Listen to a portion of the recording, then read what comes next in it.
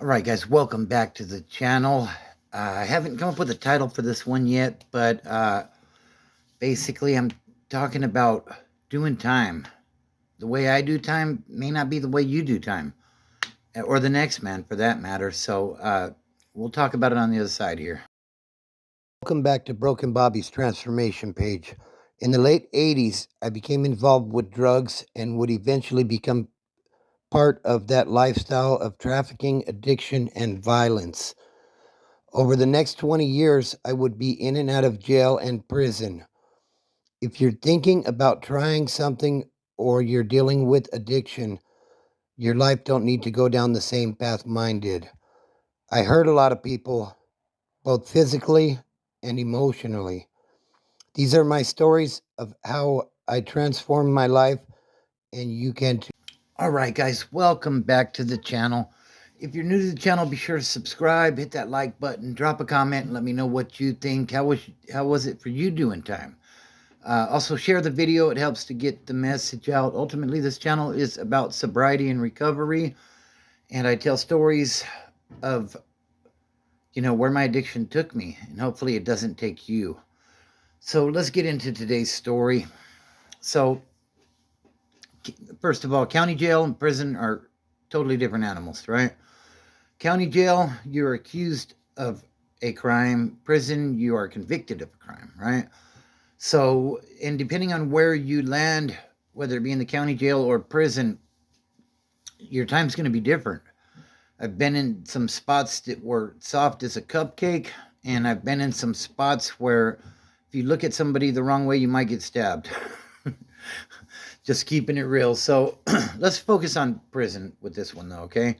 In my experience with prison. In prison, I went to the reception center at Delano, North Kern, and you start off confined to quarters. If you've been to prison, you know what I'm talking about. For like a week, you are basically confined to quarters on a high level security type thing, right? It's cell living.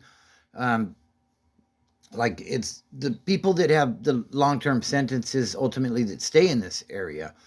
If you have a short term sentence, then I think I was on either B or D yard when I was confined to quarters.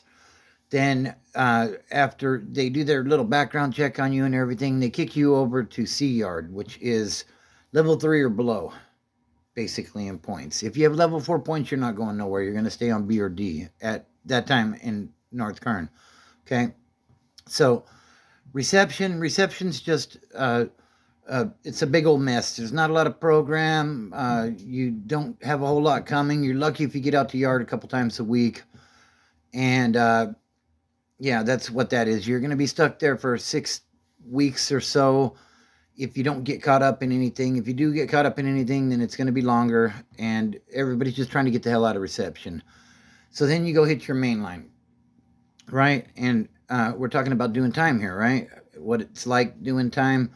So initially, they sent me to a 1 yard. It was a community correctional facility, like the lowest of the low, like a very small gate, not much razor wire or anything like that going on. And if you wanted to, you could probably run and jump over that gate and shoot your shot. Basically, I mean, I'm sure they would catch you, but that's kind of what a level 1 is. Level 1, everybody's getting ready to go home. They got like maybe 18 months or less, and it's people don't people are trying to stay out of trouble, but at the same time the program is so loose that it leads to trouble, if that makes sense. Okay. uh you know Nobody, like, there's I never seen a stabbing or anything like that on a level 1.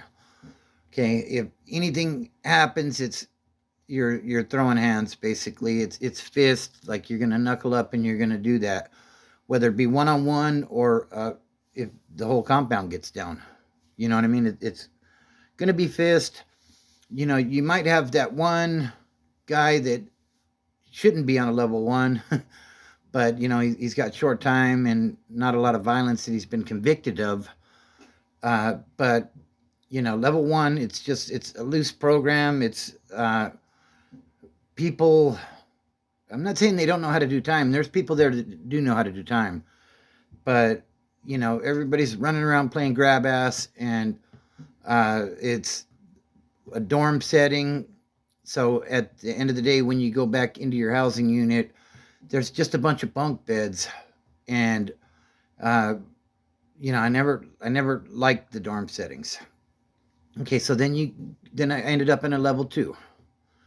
Okay, I've told the story before how I went from level to level with such a short sentence, but level two is more of the same. I heard you can get lifers on a level two because it does have the barbed wire uh, fence and I think it's a double fence. I'm not sure, but it's not the short fence. Now it's the higher fence, and still don't have any gunners or anything like that in the towers. If there even is I don't think there was a small tower in McFarland, and it was like kind of in the middle of the yard, but uh, you know, kind of the same idea with the level with this level two. Okay, nothing is serious enough to stab each other over because everybody's getting ready to go home. So nobody, most people don't want to throw that away. So if anything needs to be handled, it gets handled with fist once again. Um, then now you work your way up to a level three, which I did, and now you're cell living, which I enjoyed cell living so much more. The level of respect is about 100 times greater on a level three than it is a level one. Not to say that on a level one or a two, people are running around calling people out of name or anything like that, but I have seen people get called out a name and not do anything on those lower yards, and then you just get dealt with. You just get dealt with by your own people. I'm not going to give you any real details on that, but if those are like some of the rules of prison. Like, be a man. You're not going to just let people talk to you any old way or take something that doesn't belong to them without there being a counteraction. But you get on the level three. Now this is a place where it's it's considered medium security. Okay. Now there are some active level three yards. I don't think they compare to the level four or the 180s, but it once again it just depends on the yard that you land on. Like if you land on an active yard, then it's going to be active, and if uh, you know I never programmed on a PC yard or an SNY yard, so I really couldn't give you the intricate details of how that works. But you when I was in reception, the guy that had the keys for us, we called him Level Four Larry. Don't know where he's from. If I did know where he's from, I probably wouldn't tell you. But he had been places. He had been on the 180 yards. He had been in the shoe. And his general thought process with things, and I've told this story before, there was a youngster that came over. Me and Larry were kicking it, chopping it up. And the youngster came over and he had a complaint about one of the other races banging on the bunks and making a bunch of noise. And he was on the early AM kitchen crew. And he said, I can't sleep. They're making all this noise. And, he's going on and on.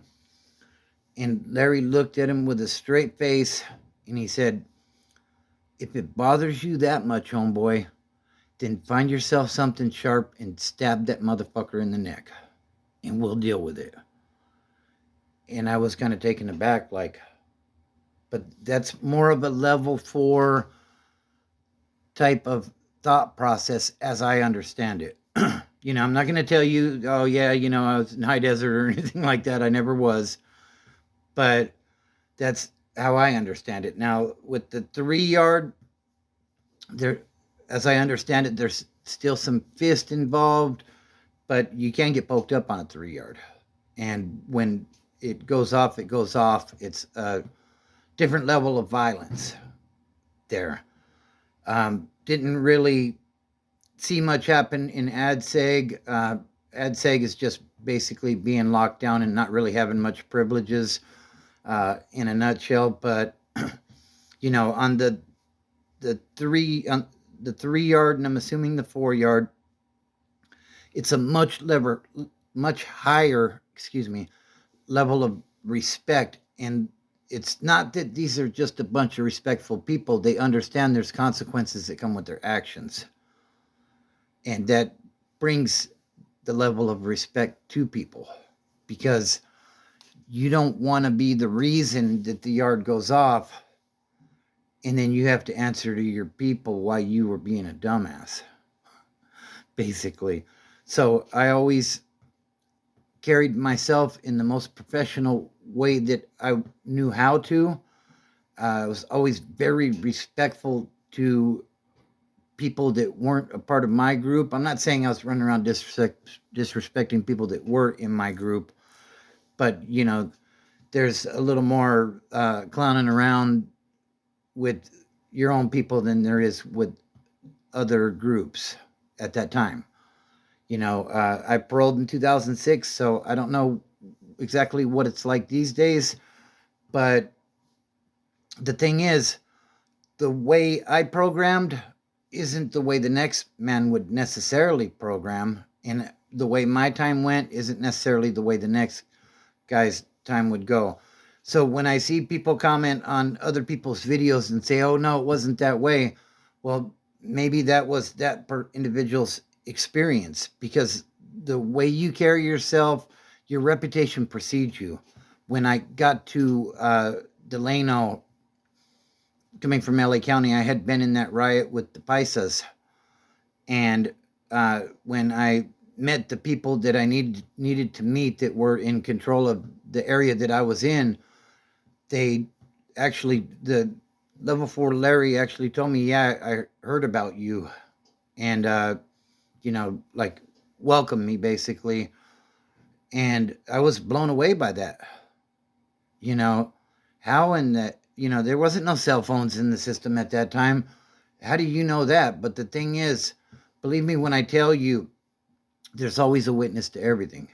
So whether you do something that's seen as good or you do something that's seen as bad, somebody is seeing you do that.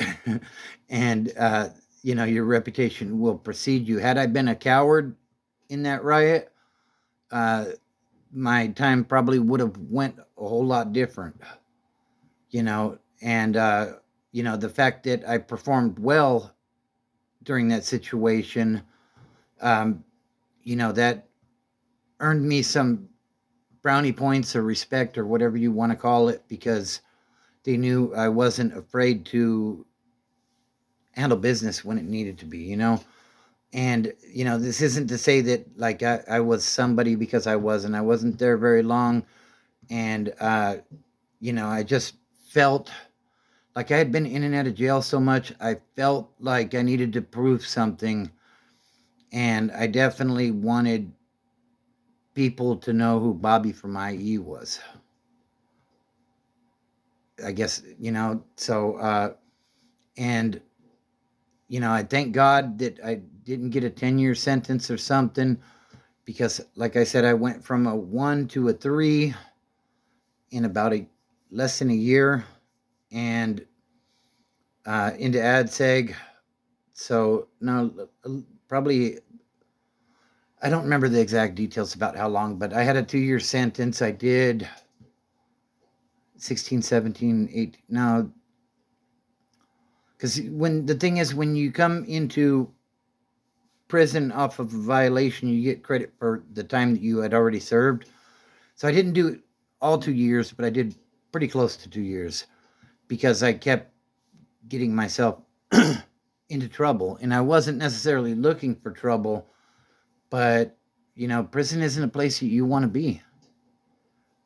So like I said, the thing is, your reputation precedes you. They can transfer you to another institution, but whatever you did in that previous institution is going to follow you.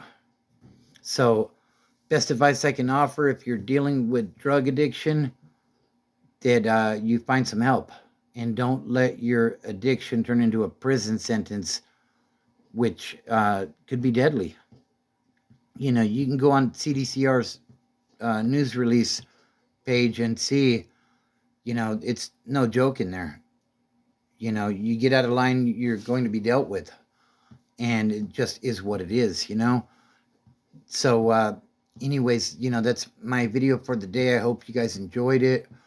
I'll try to get some more content out later in the week. We'll see how it's going. Been struggling with trying to get my car running right and everything else. And like life's just been happening on life's terms, which it always does. So, anyways, be sure to subscribe, hit the like button, drop a comment, and let me know what you think. What level were you on, and how was your time? Uh, mine wasn't necessarily bad. Just it's hard to stay out of trouble when you're trying to make a name for yourself. And being in and out of jail and prison as much as I was, that's kind of where I was at. Like if it's like a career, if you will, and I was looking for advancement. But anyways, I'm gonna leave it at that. Remember, it's about the company that you keep. If you hang around a bunch of brain surgeons, you're probably on your way to being a brain surgeon. But I don't know anybody that hangs around a bunch of brain surgeons. So, uh, you know, the company that you keep means everything. If you are new to recovery, welcome. I believe in you. You can do it. Uh, find a sponsor, get to a meeting, and see what the program can do for you. It helped me to get my life back together. I've been clean since August the 9th of 2004, coming up on 21 years. So if a big dummy like me can do it, you can do it as well. Anyways, I hope you guys enjoyed the video, and don't look at the mountain. Just start climbing.